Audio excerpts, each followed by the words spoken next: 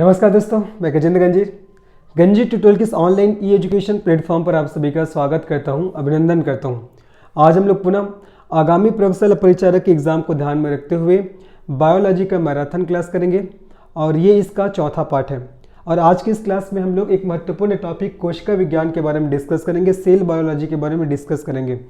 और ये आपका टॉपिक केवल प्रयोगशाला परिचारक के एग्ज़ाम के लिए ही महत्वपूर्ण नहीं है, अपितु आगामी जो हमारा CGPSC का एग्ज़ाम होने वाला है उसके लिए भी महत्वपूर्ण है, क्योंकि आप लोग ने देखा होगा अभी लगातार 2-3 वर्षों से कोशिका विज्ञान से क्वेश्चन पूछा ही जा रहा है, तो बहुत ही इंपॉर्टेंट टॉपिक है ये। चलिए सबसे पहले इस बात पर डिस्कस करते हैं कि आखिर इस टॉपिक से किस तरीके से क्वेश्चंस आपके एग्जाम में पूछे जाते हैं।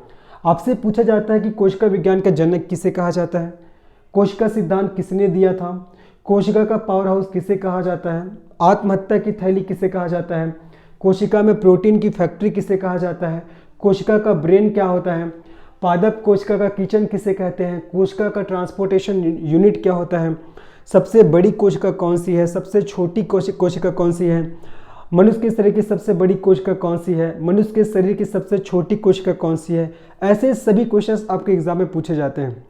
तो ये सब चीज़ें आप लोग को क्लास के एंड तक समझ में आ जाएंगी, सबका आंसर आप लोग को याद हो जाएगा। तो आपको एंड तक मेरे साथ बने रहना है। तो चलिए फिर आज के इस क्लास का हम लोग शुभारंभ करते हैं, ठीक है। चलो, और ये जब क्लास आप कर लोगे जी, इसके बाद ना मैंने MCQ वाला पूरा श्रृंखला भी हमारे YouTube चैनल में अपलोड किया हुआ है, उसमें जाके पूरे MCQ सॉल्व करेगा। डेफिनेटली बता रहा हूँ आपसे, हर क्वेश्चन क्या होगा, बन जाएंगे, सॉल्व हो जाएंगे। बस अच्छे से पढ़ना है आप लोग को। चलो सबसे पहले समझते हैं, हमारे टॉपिक का नाम है कोशिका विज्ञान। तो सबसे पहले हमको समझना आवश्यक है कि आखिर कोशिका किसे कहा जाता है, ठीक है। व्हाट इज सेल, अर्थात सबसे पहले हम लोग जानेंगे कोशिका किसे कहते हैं, कोशिका। सेल किसे कहा जाता है, ठीक है। तो कोशिका किसे कहते हैं, कोशिका जीवों के संरचनात्मक एवं कार्यात्मक इकाई है, ठीक है।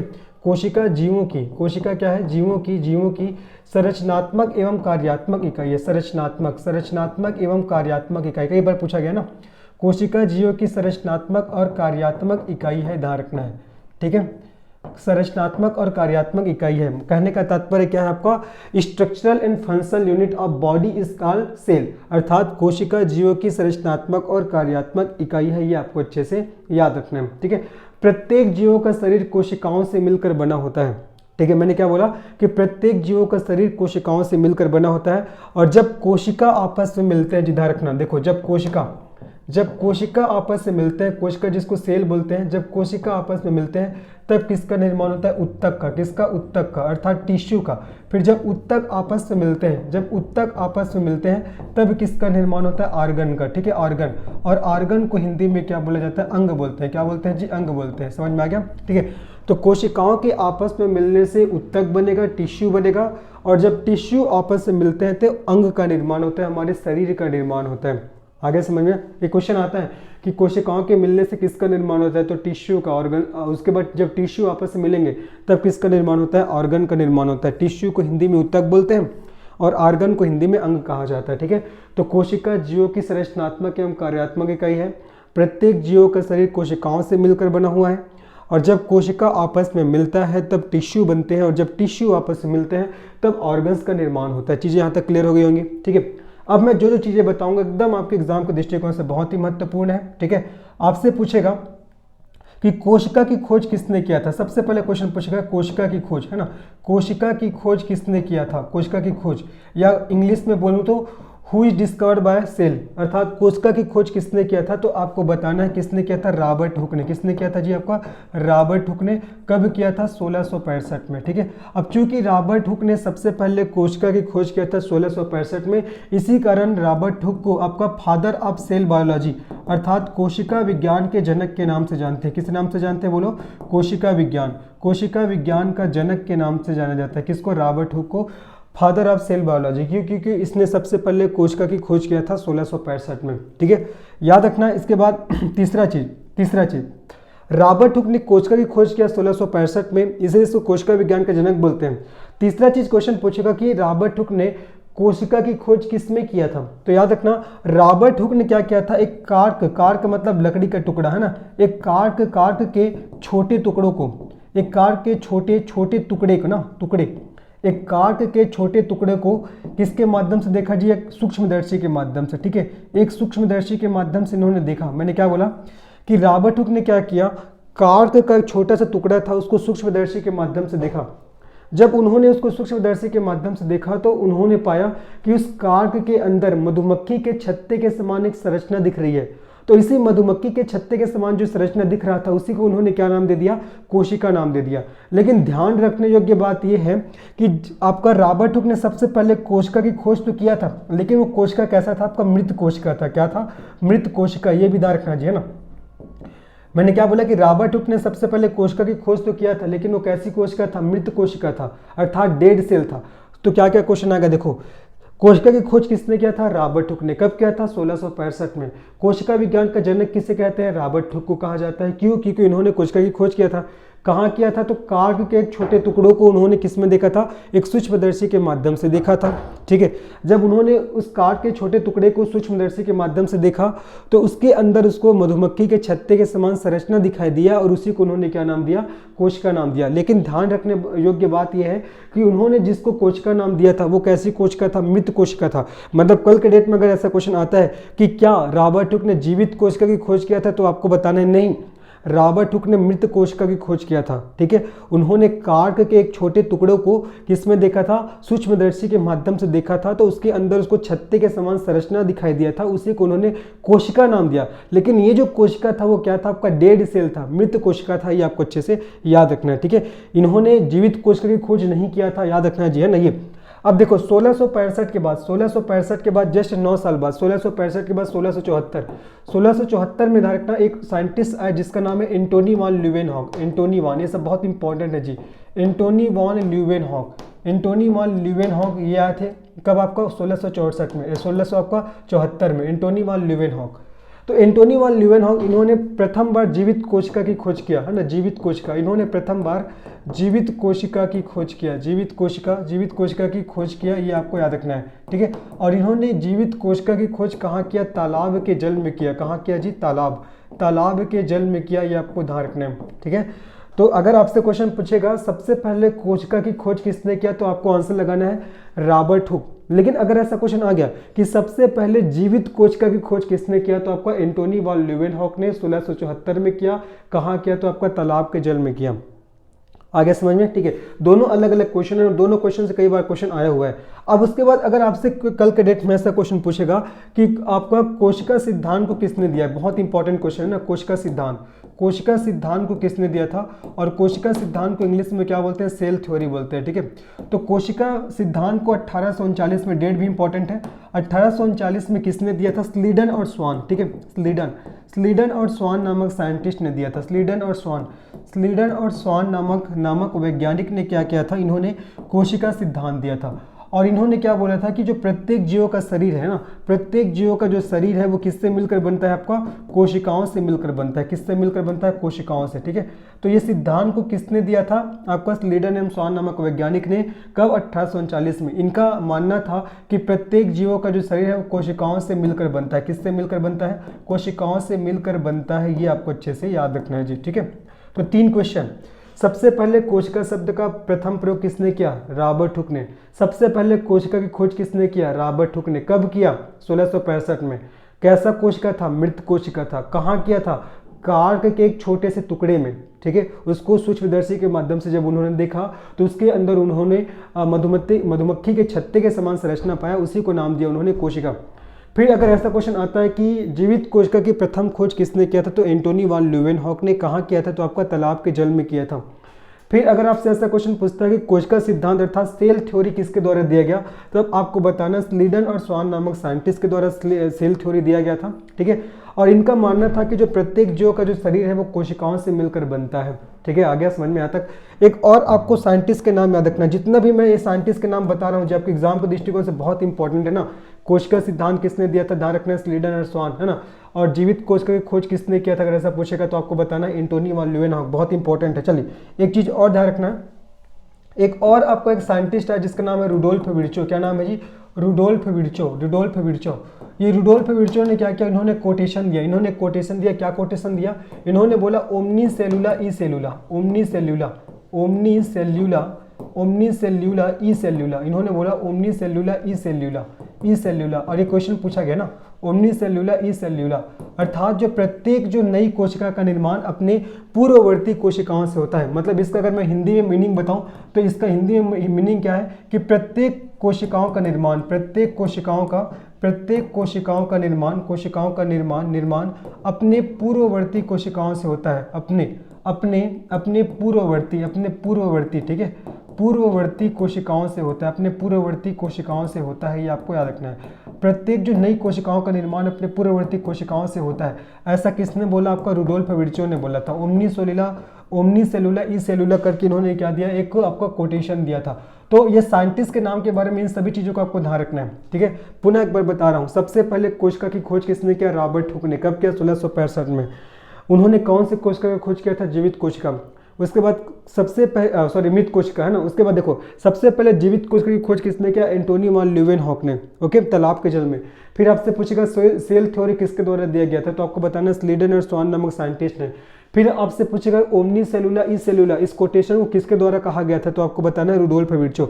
तो साइंटिस्ट के नामों को आपको अच्छे से याद रखना है जी। होपफुली ये समझ में आ गया होगा, ठीक है। चलिए अब इसके बाद हम लोग क्या करेंगे, इसके बाद ये जो मैंने सेल का जो डायग्राम बनाया हुआ है इसका हम लोग नॉमेनक्लेचर करते हैं। आखिर किसे किसे क्या कहा जाता है, फिर एक एक हम लोग को ऑर्गन्स के बारे में अच्छे से पढ़ना है। ऑर्गन्स पता हो जाएगा, अंगों के बारे में, कोशिका के अंगों के बारे में हम लोग को अच्छे से पढ़ना है। देखो सबसे पहले देखो, ये आपका बाहरी जो लेयर दिख रहा है, ये बाहरी लेयर, ठीक है, बाहरी जो लेयर दिख रहा है इसको हम लोग क्या बोलेंगे? कोशिका भित्ति। क्या बोलेंगे जी? कोशिका भित्ति। बाहरी जो आपको लेयर दिख रहा है इसको हम लोग क्या बोलेंगे? कोशिका भित्ति। और कोशिका भित्ति को इंग्लिश में क्या कहा जाता है? आपका सेल वॉल बोलते हैं। क्या बोलते हैं? सेल वॉल है, ठीक है। चलो इसको क्या बोला जाएगा, एक सेकंड ना। चलो देखो, तो सबसे बाहरी वाला पोर्शन को क्या बोला जाएगा? आपका कोशिका भित्ति। क्या बोलेंगे? कोशिका भित्ति, ठीक है, कोशिका भित्ति।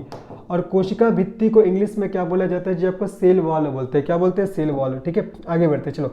उसके बाद अंदर में जो देखो, जो मैंने यहाँ पर थोड़ा सा आपका बैंगनी कलर से डिनोट किया हुआ है, बैंगनी कलर से, इसको हम लोग क्या बोलेंगे? कोशिका झिल्ली, सेल मेम्ब्रेन।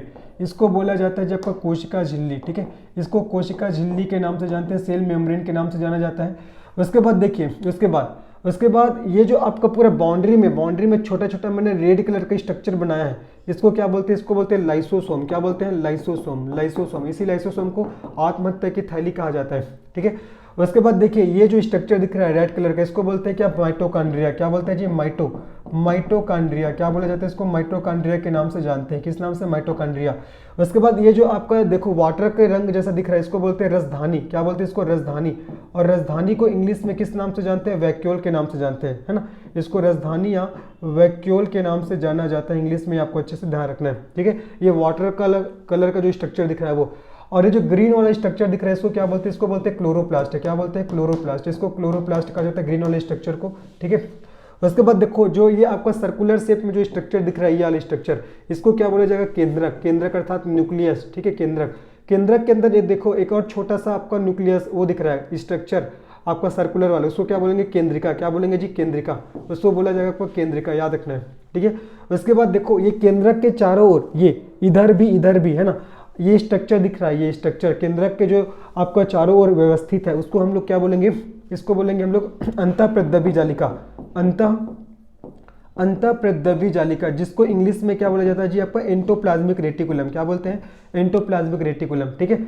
और ये जो आपका केंद्रक है ना, जो सर्कुलर शेप दिख रहा है बड़ा वाला, इसके अंदर देखो धागेनुमा संरचना है। देखो मैंने बनाया, इधर भी बना दिया धागेनुमा संरचना। इसी धागेनुमा संरचना को क्या बोला जाएगा? आपका डीएनए, है ना। ये क्या है जी? धागेनुमा संरचना क्या? आपका डीएनए, ठीक है, डीएनए हो जाएगा। आगे समझ में, ठीक है। इसके बाद देखिए और क्या बचा, ये देखो, ये जो आपका अंतःप्रद्रवी जालिका है, ये देखो इधर भी है, ये अंतःप्रद्रवी जालिका। इसके अंदर नीले रंग का मैंने स्ट्रक्चर बनाया हुआ, देखो जो इसके ऊपर चिपका हुआ है, इसी को क्या बोलते हैं? इसी को बोलते हैं आपका, ये जो नीले रंग का स्ट्रक्चर चिपका दिखाई दे रहा होगा, इसको क्या बोलते हैं जी? आपका राइबोसोम। क्या बोलते हैं? राइबोसोम। क्या बोला जाता है इसको? राइबोसोम, याद रखना है, राइबोसोम बोलते हैं, ठीक है। होपफुली समझ में आ गया होगा, ठीक है। और अंदर में जो आपका वाटर दिख रहा है, पूरा अंदर में जो वाटर दिख रहा है, इसको बोलते हैं कोशिका द्रव्य। क्या बोलते हैं जी? कोशिका द्रव्य। अंदर में जो वाटर दिख रहा है इसको कोशिका द्रव्य के नाम से जानते हैं, ठीक है। और ऊपर में देखो ये 3 स्ट्रक्चर मैंने बनाया हुआ है, ठीक है। चलो इसको मैं कलर से डिनोट कर देता हूँ।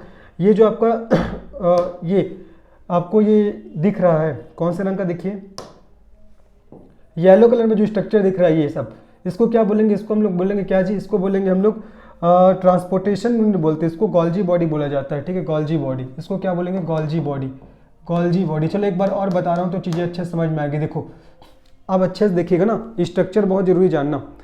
सबसे पहले मैंने बताया जो ऊपर वाला जो लेयर दिख रहा है ये कोशिका हो गया, ऊपर का जो लेयर दिख रहा है ऊपर वाला जिसको मैंने कोई भी रंग से डिनोट नहीं किया है, ये आपको कहलाता है कोशिका भित्ति अर्थात सेल वाला बोलते हैं। उसके बाद जो मैंने थोड़ा बैगनी रंग से देखो यहाँ पास डिनोट किया है, ये कोशिका झिल्ली कहलाएगा। उसके बाद ये जो ग्रीन कलर का है ये क्लोरोप्लास्ट कहलाएगा, ये रेड कलर का ही आपका माइटोकॉन्ड्रिया, और ये वाटर कलर का ही आपका राजधानी वैक्यूल कहलाएगा। चीजें समझ में आ गई। और पूरा बाउंड्री में रेड कलर का जो मैंने यहाँ पास बिंदु बिंदु बनाए हुए हैं ये आपको क्या है, लाइसोसोम है। क्या आपका लाइसोसोम। उसके बाद बीच में सर्कुलर शेप दिख रहा है, इसको क्या बोलते हैं, केंद्रक बोलते हैं, न्यूक्लियस। उसके बाद देखिए ये केंद्रक, केंद्रक के बाद केंद्रक के अंदर धागेनुमा संरचना दिख रहा है जिसको क्या बोला जाता है, आपको डीएनए बोलते हैं। क्या बोलते हैं, डीएनए। ठीक है।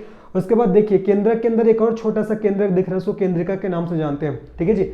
उसके बाद केंद्रक के देखो इधर भी और इधर भी एक स्ट्रक्चर है जिसको बोलते हैं अंतरप्रद्रव्य जालिका, और इसी अंतरप्रद्रव्य जालिका में देखो नीले रंग का स्ट्रक्चर चिपका हुआ है, इसी को बोलते हैं आपका राइबोसोम। क्या बोलते हैं, राइबोसोम। और ऊपर के इस स्ट्रक्चर को बोला जाता है आपका गोल्जी बॉडी, जो येलो कलर का मैंने डिनोट किया हुआ इसको बोलते हैं गोल्जी बॉडी। ठीक है। तो ये सब चीजें हो जाएंगी आगे समझ में। ये आपका कोशिका का संरचना हो जाएगा। अभी तक क्या क्या पढ़ा दिया मैंने, कुछ साइंटिस्ट के नाम आप लोग को बताया, कोशिका का संरचना के बारे में आप लोग को बता दिया। उसके बाद देखो उसके बाद अभी हम लोग कुछ चीजें जानेंगे जो आपके एग्जाम के दृष्टिकोण से बहुत इंपॉर्टेंट है और आपको तुरंत की तुरंत उसको याद करते चलना है। चलो देखो क्या क्या चीजें हैं जिसको आपको तुरंत याद करते चलना है। देखो जी, आपसे अगर ऐसा पूछेगा, अगर आपसे ऐसा पूछेगा कि सबसे बड़ी कोशिका, आपसे पूछेगा सबसे बड़ी कोशिका, सबसे बड़ी कोशिका आपसे पूछ लिया, सबसे बड़ी कोशिका, तो सबसे बड़ी कोशिका किसकी होती है, तो आपको बताना किसकी होती है, शुतुरमुर्ग का अंडा, है ना। याद रखना जी, शुतुरमुर्ग है ना, शुतुरमुर्ग का अंडा ये सबसे बड़ी कोशिका है। ठीक है। शुतुरमुर्ग का अंडा सबसे बड़ी कोशिका है। अगर आपसे पूछ लिया सबसे छोटी कोशिका, सबसे छोटी कोशिका कौन सी है, सबसे छोटी कोशिका, तो आपको क्या बताना है जी, सबसे छोटी कोशिका क्या है, तो माइक्रोप्लाज्मा। क्या है, याद करते चलो ना, माइक्रोप्लाज्मा, कई बार पूछा गया माइक्रोप्लाज्मा। सबसे बड़ी कोशिका क्या है, शुतुरमुर्ग का अंडा, सबसे छोटी कोशिका माइक्रोप्लाज्मा। अगर आपसे पूछेगा कि मनुष्य के शरीर की ना, मनुष्य के शरीर की, अगर आपसे पूछ दिया मनुष्य के शरीर की सबसे बड़ी कोशिका, मनुष्य के शरीर की सबसे बड़ी है ना, मनुष्य के शरीर की सबसे बड़ी कोशिका, अगर ऐसा आपसे क्वेश्चन आता है, पूछता है, तो आपको क्या बताना है, आपको बताना है जी आपका ओवम। ठीक है। ओवम क्या हो जाएगा आपका, ओवम हो जाएगा, ओवम अर्थात अंडाणु। क्या हो जाएगा, अंडाणु। ठीक है, अंडाणु। मनुष्य के शरीर की सबसे बड़ी कोशिका ओवम अर्थात अंडाणु हो जाएगा। और अगर पूछेगा कि मनुष्य के शरीर की सबसे छोटी कोशिका, मनुष्य के शरीर की सबसे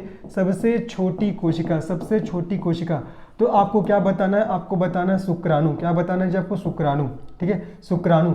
और शुक्राणु को और किस नाम से जानते हैं, स्पर्म के नाम से जानते हैं। किस नाम से जानते हैं, स्पर्म के नाम से जानते हैं। ठीक है।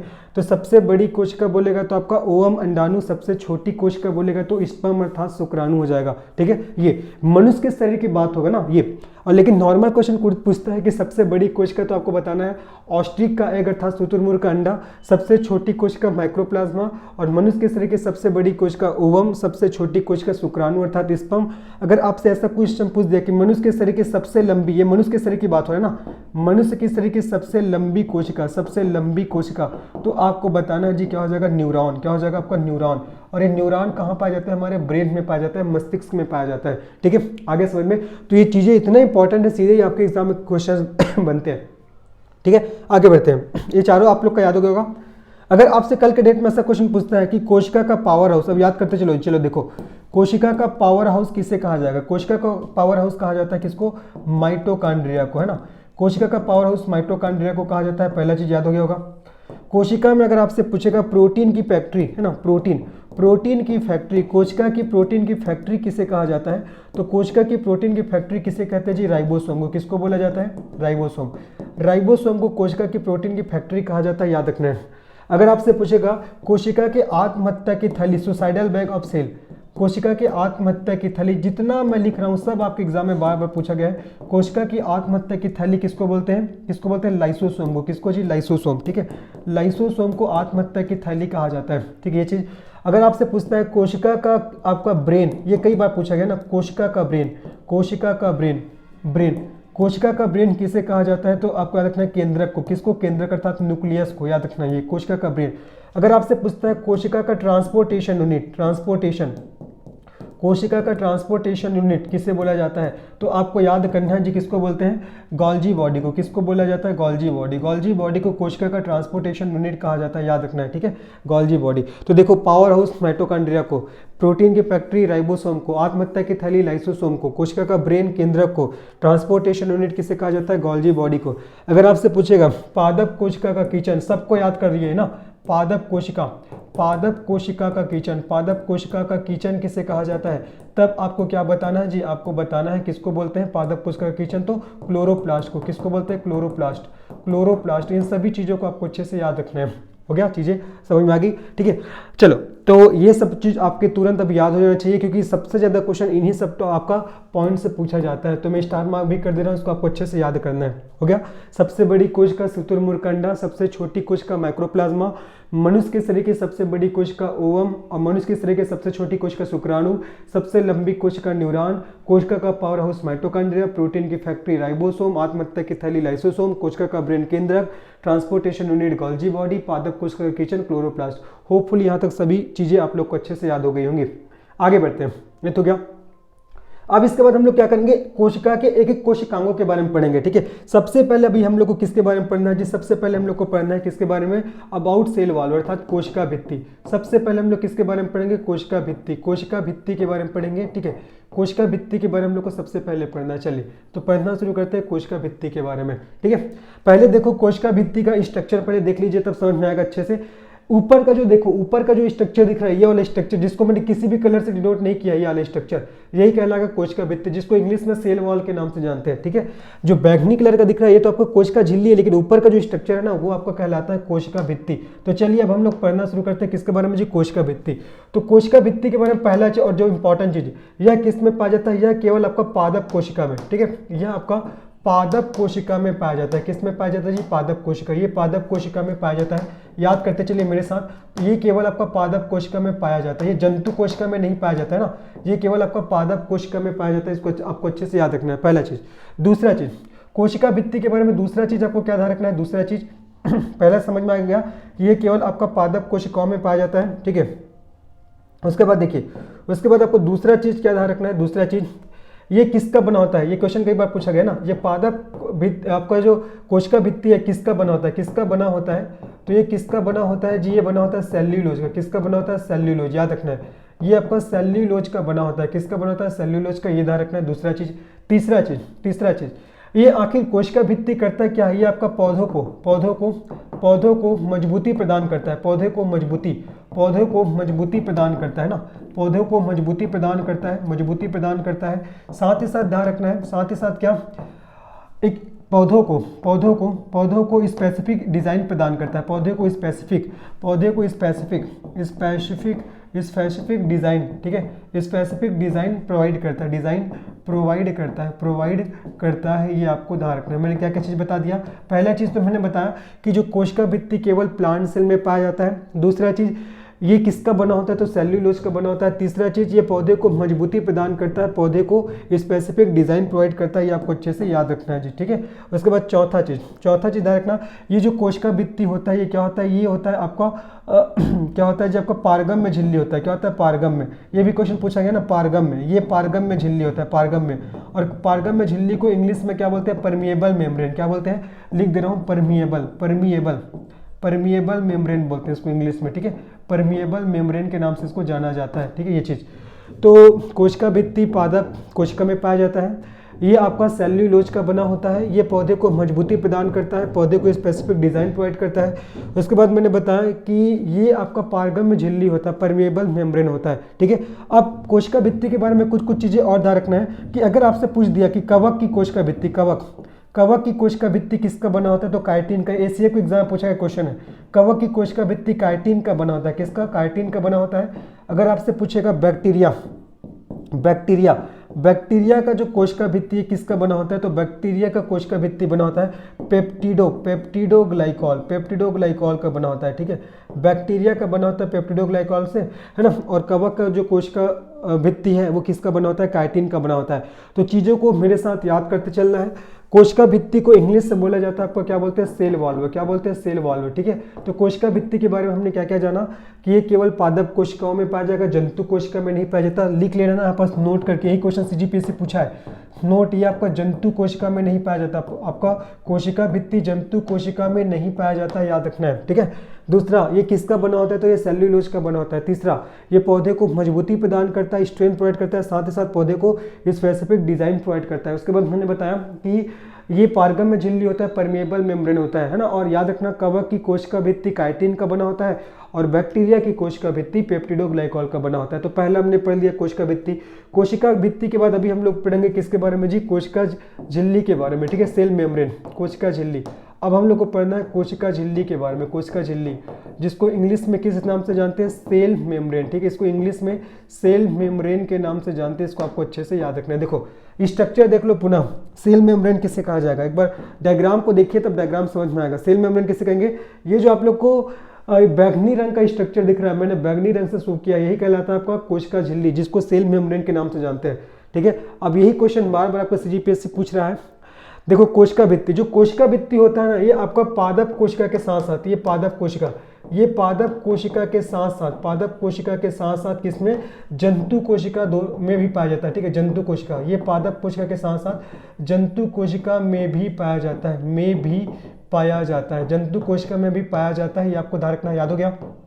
देखो आपका सेल वॉल अर्थात कोशिका भित्ति केवल पादप कोशिका में पाया जाएगा, लेकिन कोशिका झिल्ली अर्थात सेल मेम्ब्रेन है, ये आपका पादप कोशिका के साथ साथ जंतु कोशिका में भी पाया जाता है। ठीक है, अब ये किसका बना होता है, देखते हैं। अब ये किसका बना होता है, किसका बना होता है, ये बना होता है जो आपका प्रोटीन और लिपिड्स का, किसका, प्रोटीन और लिपिड्स का बना होता है, प्रोटीन और लिपिड्स। ठीक है, प्रोटीन और लिपिड्स का बना होता है, याद रखना। मैंने प्रोटीन के बारे में अच्छे से पढ़ा दिया है, आपका पहला दूसरा पार्ट में मैंने पढ़ाया हुआ है, जाके पढ़िएगा आप लोग। ठीक है, तो कोशिका झिल्ली पादप कोशिका और जंतु कोशिका दोनों में पाया जाता है, और साथ ही साथ कोशिका झिल्ली किसका बना होता है, आपका प्रोटीन और लिपिड्स का बना होता है। ठीक है, और जो कोशिका झिल्ली होता है ये क्या होता है आपका, ये आपका अर्धपारगम्य झिल्ली होता है। क्या होता है जी, अर्धपारगम्य झिल्ली होता है, अर्धपारगम्य झिल्ली। ठीक है, अर्थात जिसको हम लोग क्या बोलेंगे, सेमी आपका क्या बोलेंगे इसको हम लोग, आपका वो क्या था आपका, परमेबल था, कौन सा आपका, कोशिका भित्ति।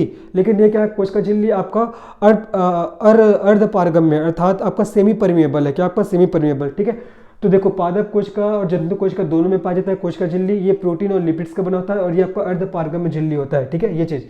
उसके बाद ध्यान रखना है कुछ चीजें, जैसे कि आपका माइटोकॉन्ड्रिया, माइटोकॉन्ड्रिया भी क्वेश्चन पूछा गया जी, माइटोकॉन्ड्रिया के बाद ध्यान रखना है केंद्रक। तो माइटोकॉन्ड्रिया और केंद्रक का जो स्ट्रक्चर होता है ना, दोनों का जो स्ट्रक्चर है ये आपका डबल मेम्ब्रेन का बना होता है। किसका, डबल मेम्ब्रेन का, डबल मेम्ब्रेन का बना होता है, अर्थात दोहरी झिल्ली का बना होता है। क्वेश्चन याद रखना कि माइटोकॉन्ड्रिया जो केंद्रक है इसका जो स्ट्रक्चर है ये आपका डबल मेम्ब्रेन का बना होता है। क्यों बना होता है, इसके पीछे के कारण भी देखो।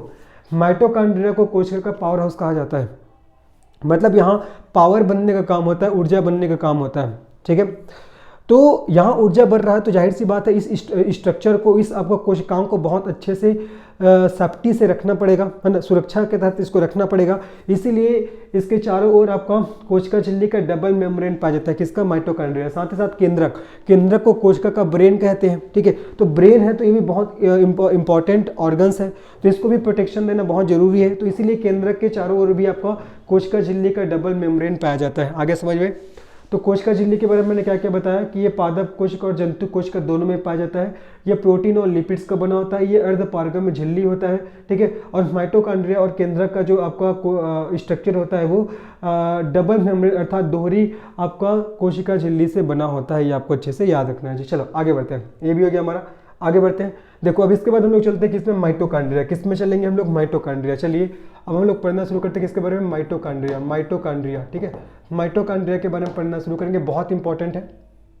चलिए माइटोकॉन्ड्रिया के बारे में पढ़ना शुरू करेंगे। सबसे पहले याद रखना कि माइटोकॉन्ड्रिया की खोज किसने किया था, इसकी खोज किया था आल्टमैन, इसकी खोज किया था आल्टमैन। ठीक है, आल्टमैन, इसकी खोज आल्टमैन नामक साइंटिस्ट ने किया था। ठीक है, और इसे क्या बोलते हैं, इसे कोशिका का पावर हाउस, इसे कोशिका का पावर हाउस के नाम से जानते हैं। किस नाम से जानते हैं जी, कोशिका का पावर हाउस। ठीक है, ये चीज। अब यहाँ क्या होता है, यहाँ यहाँ किसका निर्माण होता है, यहाँ ऊर्जा का निर्माण होता है, यहाँ किसका, ऊर्जा का निर्माण होता है, ठीक है, ऊर्जा का निर्माण होता है। इसको विद्युत गृह के नाम से भी जानते हैं हिंदी में, ठीक है। यहाँ ऊर्जा का निर्माण होता है। और माइटोकॉन्ड्रिया में ऊर्जा का निर्माण, एक क्वेश्चन कई बार पूछा गया ना, माइटोकॉन्ड्रिया में ऊर्जा का निर्माण कौन से साइकिल से होता है, ऊर्जा का निर्माण कौन से साइकिल से होता है, ये क्वेश्चन आया ना, कौन से साइकिल से होता है, तो आपको बताना है क्रेब साइकिल, ठीक है, क्रेब साइकिल से होता है। माइटोकॉन्ड्रिया में ऊर्जा का निर्माण क्रेब साइकिल से होता है, ठीक है। उसके बाद याद रखना है, जो माइटोकॉन्ड्रिया है, माइटोकॉन्ड्रिया के अंदर ऐसे मुड़ी हुई संरचना पाई जाती है, मैं भी स्ट्रक्चर में दिखाऊंगा। इसको क्या बोलते हैं, मुड़ी हुई संरचना को मैट्रिक्स बोलते हैं। क्या बोलते हैं, मैट्रिक्स कहा जाता है। और इस मैट्रिक्स की दीवारों को, है ना, इस मैट्रिक्स की दीवारों को, ये भी क्वेश्चन पूछा गया जी, इस मैट्रिक्स की दीवारों को या दीवारों को, है ना, इस मैट्रिक्स की दीवारों को क्रिस्टी के नाम से जानते हैं। किस नाम से जानते हैं, क्रिस्टी के नाम से, ठीक है, क्रिस्टी के नाम से जाना जाता है, क्रिस्टी के नाम से जाना जाता है। और मैंने अभी जस्ट बताया था, जो माइटोकॉन्ड्रिया है, ठीक है, इसका जो स्ट्रक्चर है आपका डबल मेम्ब्रेन से घिरा होता है, डबल मेम्ब्रेन का बना होता है, डबल मेम्ब्रेन का बना होता है, डबल मेम्ब्रेन को हिंदी में क्या कहेंगे, दोहरी झिल्ली, क्योंकि यहाँ ऊर्जा का निर्माण होता है, तो इसको बहुत अच्छे से रखना बहुत जरूरी है, ठीक है। अब देखो क्या क्या बताया, इसे खोजकर्ता ऑल्टमैन है, यहाँ ऊर्जा का निर्माण होता है, इसे खोजकर्ता पावर हाउस कहते हैं। ऊर्जा का निर्माण यहाँ आपका क्रेब साइकिल के द्वारा होता है, और इसके अंदर मुड़ी हुई संरचना पाई जाती है जिसे मैट्रिक्स कहते हैं, और मैट्रिक्स के दीवारों को क्रिस्टी के नाम से जाना जाता है। और जो माइटोकॉन्ड्रिया है, इसका स्ट्रक्चर डबल मेम्ब्रेन से घिरा होता है। देख लो एक बार डायग्राम से, देखिए डायग्राम से समझ में आ जाएगा आप लोग को। ये देखो, ये आपका माइटोकॉन्ड्रिया है, माइटोकॉन्ड्रिया के अंदर जो मुड़ी हुई संरचना आपको दिखाई दे रही है, इसी को क्या बोला जाता है, आपका मैट्रिक्स कहा जाता है। और इसी मैट्रिक्स के दीवारों को क्रिस्टी के नाम से जानते हैं, ठीक है। तो हमारा माइटोकॉन्ड्रिया भी खत्म हो गया, ठीक है, माइटोकॉन्ड्रिया भी हमने कंप्लीट कर लिया। माइटोकॉन्ड्रिया के बाद हम लोग अब किसके बारे में पढ़ेंगे, केंद्रक के बारे में। किसके बारे में पढ़ेंगे, केंद्रक। जितना चीज मैं बता रहा हूँ एकदम टू द पॉइंट पढ़ा रहा हूँ, आपके एग्जाम में जो पूछा गया ना, आप लोग अगर घटना चक्र भी सॉल्व करेंगे तो हर क्वेश्चन आप लोग से बन जाएगा। देखो केंद्रक के बारे में पढ़ेंगे, केंद्रक। तो केंद्रक को सबसे पहले क्या बोलते हैं, इसको कोशिका का ब्रेन कहते हैं, इसे कोशिका का ब्रेन के नाम से जानते हैं सबसे पहला चीज तो, ठीक है। और केंद्रक का खोज किसने किया था, तो रॉबर्ट ब्राउन ने किया था। किसने किया था, रॉबर्ट ब्राउन ने। याद रखना, कोशिका का सबसे पहला खोज रॉबर्ट हुक ने, या कोशिका शब्द का सबसे पहला प्रयोग किसने किया था, रॉबर्ट हुक ने। लेकिन केंद्रक का खोज किसने किया, रॉबर्ट ब्राउन ने। इसलिए यहाँ से बहुत कंफ्यूजन क्रिएट होता है, केंद्रक बोलेगा तो आपका रॉबर्ट ब्राउन, और कोशिका बोलेगा तो रॉबर्ट हुक, ठीक है, ये चीज। उसके बाद केंद्रक के बारे में ध्यान रखना, इसको क्या बोलते हैं, कोशिका का ब्रेन कहते हैं।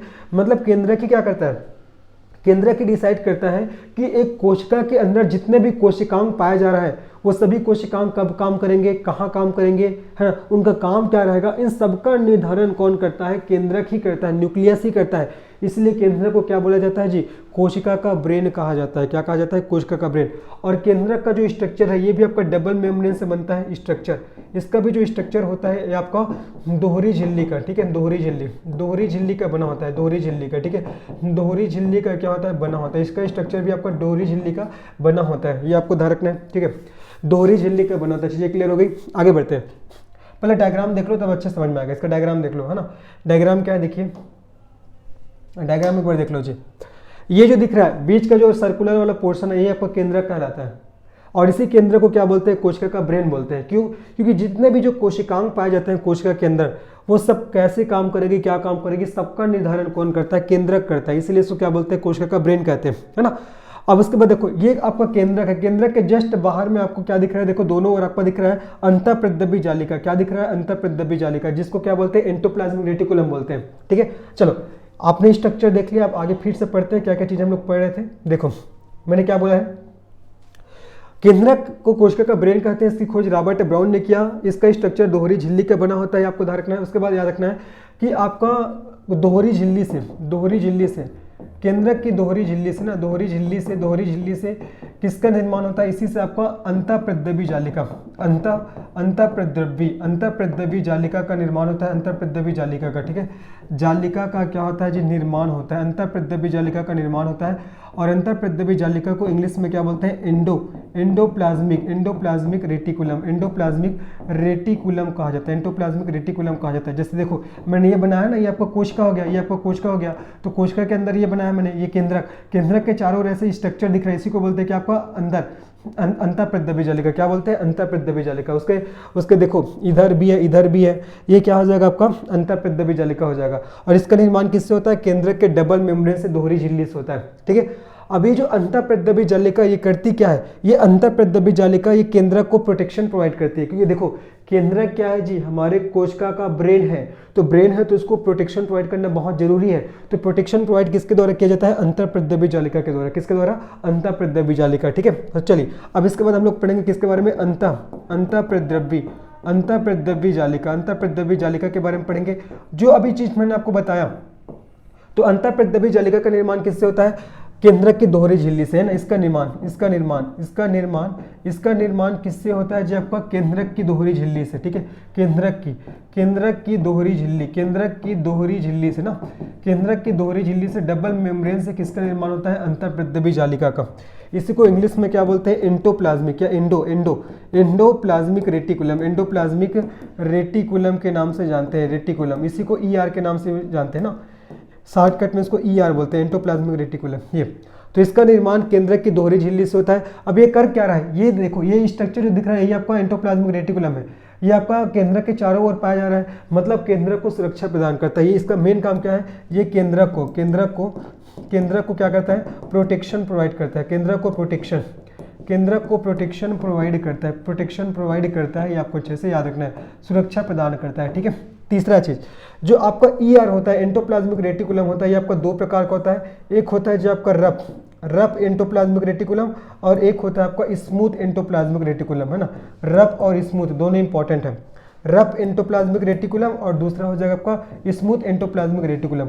जिसमें से कई बार आपको एग्जाम में पूछा गया है कि कौन से अंतःप्रद्रव्य जालिका में आपका राइबोसोम चिपका होता है। तो जो आपका जो रफ एंडोप्लाज्मिक रेटिकुलम होता है, इसी में क्या होता है, इसी में राइबोसोम चिपका होता है। ध्यान से सुने जो बोल रहा हूँ ना, रफ एंडोप्लाज्मिक रेटिकुलम में राइबोसोम चिपका होता है। क्या होता है, राइबोसोम चिपका होता है। राइबोसोम क्या होता है जी, चिपका होता है रफ एंडोप्लाज्मिक रेटिकुलम में। ठीक है, चलिए अब पुनः हम लोग चलते हैं स्ट्रक्चर में। देखिए स्ट्रक्चर में पुनः हम लोग चलते हैं। यहाँ पर देखो ये आपका एंडोप्लाज्मिक रेटिकुलम, ये आपका केंद्रक हो गया। केंद्रक के ये देखो इधर भी एंडोप्लाज्मिक रेटिकुलम, इधर भी।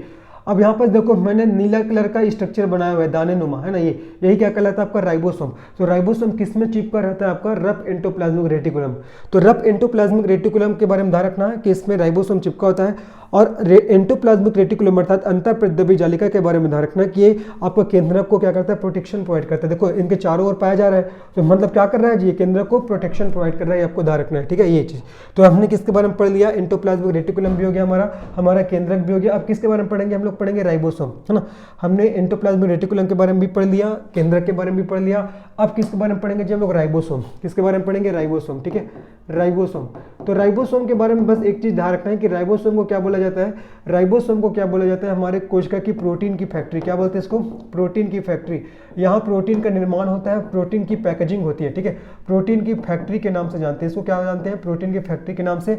और ये कहाँ चिपका होता है, तो ये आपका रफ एंडोप्लाज्मिक रेटिकुलम में क्या होता है, ये चिपका रहता है। रफ एंडोप्लाज्मिक रेटिकुलम में चिपका रहता है, ये आपको अच्छे से याद रखना है। हो गया किसके बारे में, ये हो जाएगा आपका राइबोसोम के बारे में। किसके बारे में जी, राइबोसोम, है ना। हमने राइबोसोम के बारे में भी पढ़ लिया। राइबोसोम के बाद हम लोग पढ़ते हैं किसके बारे में, गोल्जी बॉडी। किसके बारे में पढ़ेंगे, गोल्जी बॉडी। ठीक है, अभी हम लोग पढ़ेंगे गोल्जी बॉडी के बारे में। गोल्जी बॉडी एकदम टू द पॉइंट पढ़ा रहा हूँ ना, जहाँ से सीधे क्वेश्चन बनते हैं। देखो एग्जाम पास है तो हमको चीज़ों को समझते हुए पढ़ना है कि आखिर कहाँ से क्वेश्चन आता है, और जहाँ से क्वेश्चन आता है उसको हम लोग को बहुत अच्छे से रट लेना है। यहाँ पास मैंने एक ऐसे स्ट्रक्चर बनाया हुआ है, अभी और दिखाऊंगा आप लोग को आगे। वैसे जो मैंने स्ट्रक्चर बनाया हुआ, चलो देख ही लो जी, है ना।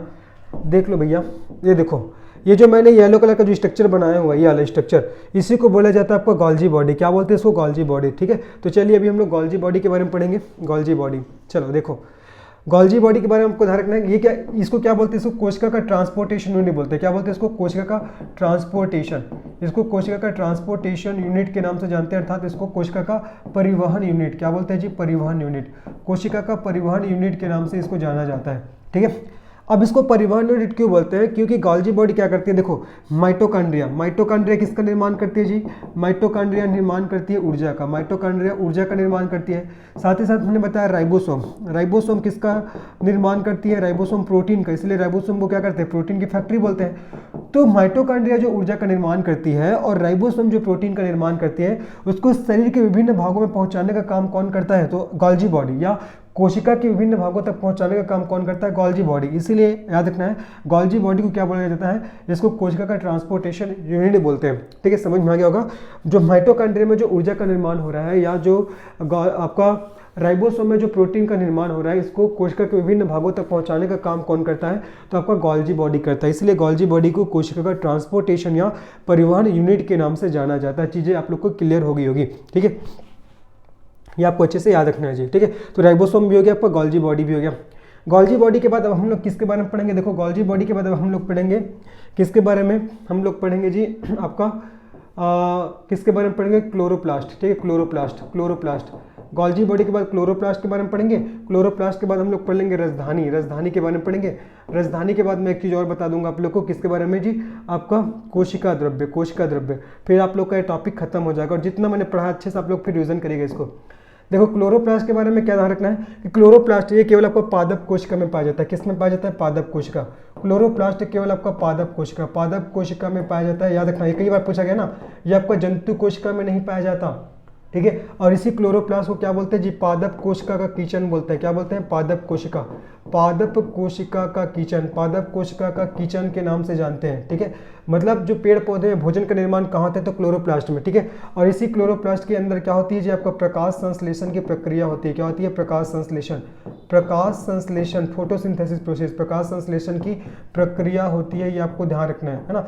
और इसी प्रकाश संश्लेषण की प्रक्रिया के दौरान क्या करते हैं? जो पेड़ पौधे अपने लिए भोजन का निर्माण करते हैं, अपने लिए भोजन का निर्माण करेंगे और क्या मुक्त करते हैं? ऑक्सीजन मुक्त करते हैं, और उसी ऑक्सीजन को हम लोग श्वसन के रूप में ग्रहण करते हैं।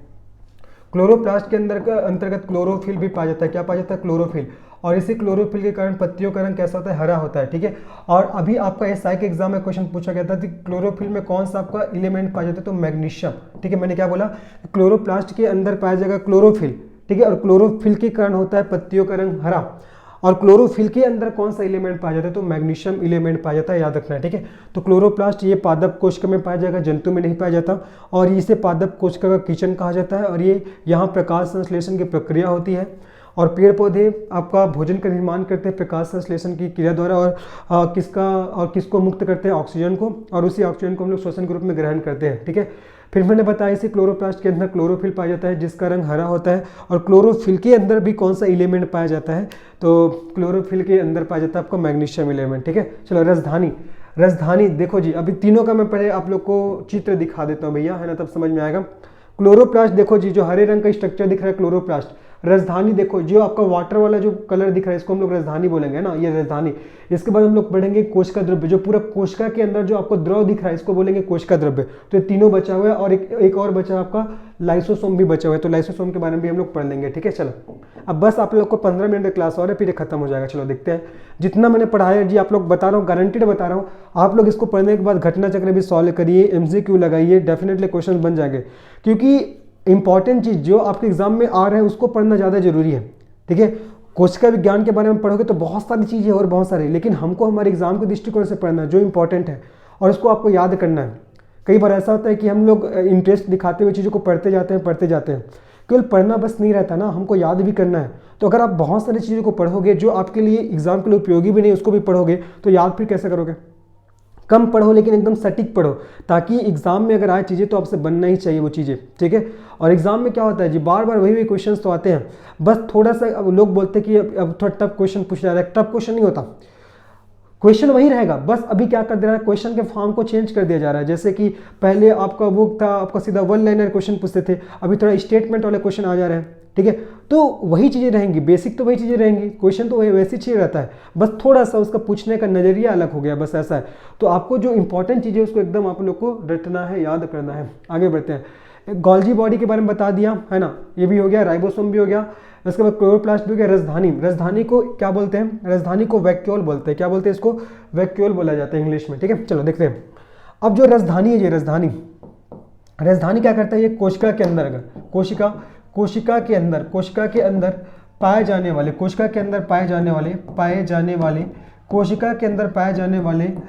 द्रव का क्या करता है? द्रव का अवशोषण करता है। क्या करता है? अवशोषण, एब्जॉर्ब करता है, द्रव का अवशोषण करता है, अवशोषण करता है, या द्रव की जगह आप वाटर भी लिख सकते हो। ये कोशिका के अंदर पाए जाने वाले वाटर का क्या करता है? एब्जॉर्प्शन करता है, अवशोषण करता है। और याद रखना जो राजधानी का साइज है, राजधानी का साइज, इसका जो आकार है ये किस में बड़ा होता है? इसका आकार आपका पौधों में या पादपों में, है ना, पौधों में या प्लांट सेल में, ठीक है, प्लांट सेल में, प्लांट सेल में अर्थात पादप कोशिका में इसका राजधानी का आकार क्या होता है? आपको बड़ा होता है, ठीक है। जंतु कोशिका में जो राजधानी का आकार क्या होता है? आपका छोटा होता है। लिख दे रहा हूं मैं जंतु कोशिका में, ठीक है। देखो जंतु कोशिका में क्या होता है जी? राजधानी का आकार। जंतु कोशिका में जो राजधानी होता है, राजधानी, तो राजधानी का आकार कैसा होता है? छोटा होता है। राजधानी का आकार कैसा होता है जी?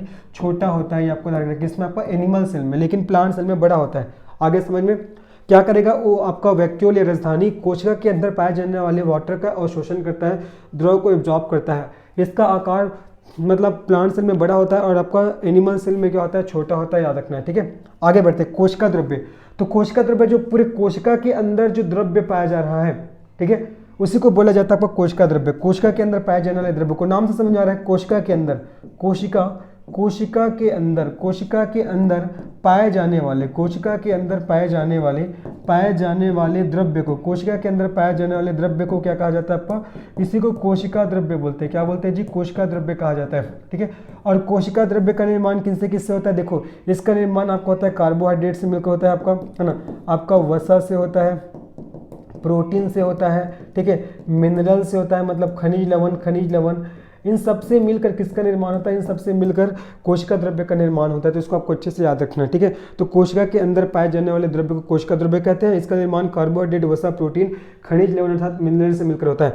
अब कोशिका द्रव्य अर्थात आपका जिसको इंग्लिश में बोलते हैं प्रोटोप्लाज्म बोलते हैं, ये आपका साइटोप्लाज्म। तो कोशिका द्रव्य का मेजर फंक्शन क्या होता है जी? कोशिका द्रव्य का मेजर फंक्शन क्या होता है? ये कोशिका के अंदर जितने भी कोशिकांग पाए जा रहे हैं उसको आपस में टकराने से बचाता है। ये क्या करता है? ये कोशिका के अंदर पाए जाने वाले, याद रखना है, ये कोशिका के अंदर पाए जाने वाले कोशिकांगों को आपस में टकराने से बचाता है। कोशिकांगों को, है ना, कोशिकांगों को आपस में टकराने से बचाता है, आपस में टकराने से बचाता है। ये आपको याद रखना है। कोशिका के अंदर पाए जाने वाले कोशिकांगों को आपस में टकराने से बचाता है। ये आपको अच्छे से याद रखना है। किसके बारे में? कोशिका द्रव्य के बारे में, ठीक है जी। चीज़ें समझ में आ गई?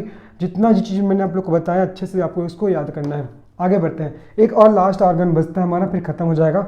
लाइसोसोम। किसके बारे में पढ़ेंगे अभी हम लोग? लाइसोसोम, है ना। अब हम लोग पढ़ेंगे अबाउट लाइसोसोम। लाइसोसोम के बारे में पढ़ते हैं। तो लाइसोसोम को मैंने सबसे पहले बताया था, इसको कोशिका में क्या बोलते हैं? आत्महत्या की थैली। इसको आत्महत्या की थैली के नाम से जानते हैं, सुसाइडल बैग ऑफ सेल। इसको आत्महत्या की थैली के नाम से जानते हैं, ठीक है। अभी आत्महत्या की थैली क्यों बोलते हैं? क्योंकि इसमें एंजाइम पाए जाते हैं, कुछ एंजाइम पाए जाते हैं, और ये जो एंजाइम है, जो मृत कोशिका होती है, जो डेड सेल होती है, उसको मारने का काम करती है, ठीक है।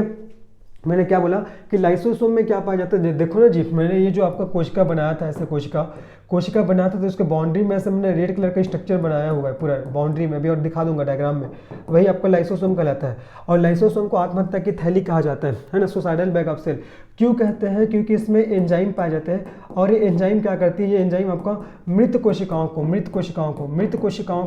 या जो आपका वृद्ध कोशिकाएं होती है, मृत कोशिकाओं को, या वृद्ध मतलब जो बूढ़ी हो गई है, वृद्ध कोशिकाएं, मृत कोशिकाओं या वृद्ध कोशिकाओं को क्या करती है? मारने का काम करती है। मैंने क्या बोला कि लाइसोसोम के अंतर्गत एंजाइम पाया जाता है जो आपका मृत कोशिकाओं और वृद्ध कोशिकाओं को मारने का काम करती है, इसीलिए इसको आपका आत्महत्या की थैली कहते हैं। तो क्या ये तो आपका मृत और जीवित मृत और आपका वृद्ध कोशिकाओं को मार रही है, तो क्यों इसको हम लोग आखिर आत्महत्या की थैली कह रहे हैं?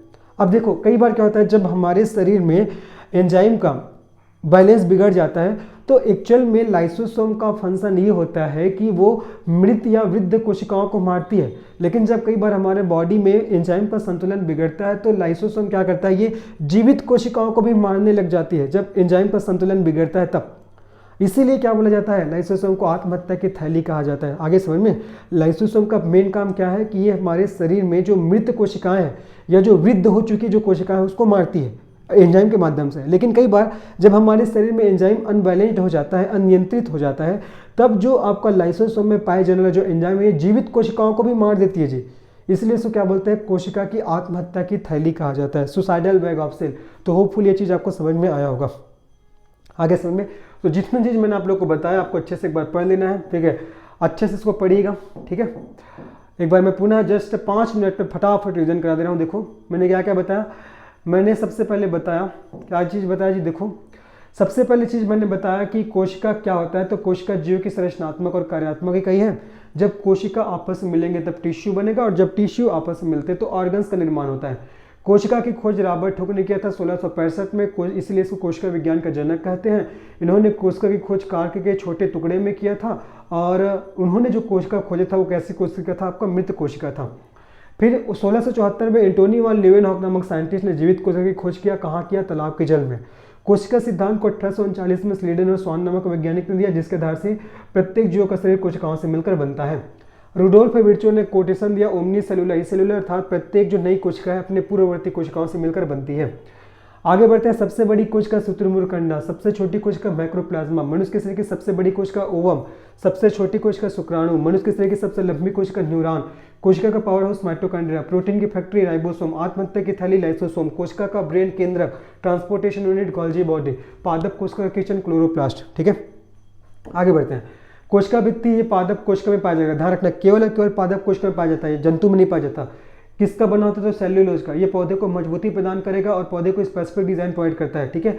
और ये क्या होता है? आपका पारगम्य झिल्ली होता है, परमिएबल मेम्ब्रेन होता है, मतलब आपका कोशिका भित्ति में कोई भी आ जा सकता है। लेकिन मैंने बताया कवक और बैक्टीरिया की कोशिका भित्ति, कवक की कोशिका भित्ति काइटिन का बना होता है, जबकि बैक्टीरिया का पेप्टिडोग्लाइकॉल का, ठीक है, याद रखना। उसके बाद आगे देखते हैं कोशिका झिल्ली, ये आपका पादप कोशिका के साथ साथ जंतु कोशिका में भी पाया जाता है। ये प्रोटीन और लिपिड्स का बना होता है, ये आपका अर्ध पारगम्य झिल्ली होता है, ठीक है। और माइटोकॉन्ड्रिया और केंद्रक का स्ट्रक्चर डबल मेम्ब्रेन का बना होता है, ये मैंने बताया। उसके बाद माइटोकॉन्ड्रिया की खोज आल्टमैन ने किया था, इसे कोशिका का पावर हाउस कहते हैं। यहाँ ऊर्जा का निर्माण होता है, और ऊर्जा का निर्माण कौन से साइकिल से होता है? क्रेब्स साइकिल से होता है। को आपका माइटोकॉन्ड्रिया के अंदर मुड़ी हुई संरचना पाई जाती है, जिसे मैट्रिक्स कहते हैं, और मैट्रिक्स की दीवारों को आपको पृष्ठी के नाम से जानते हैं।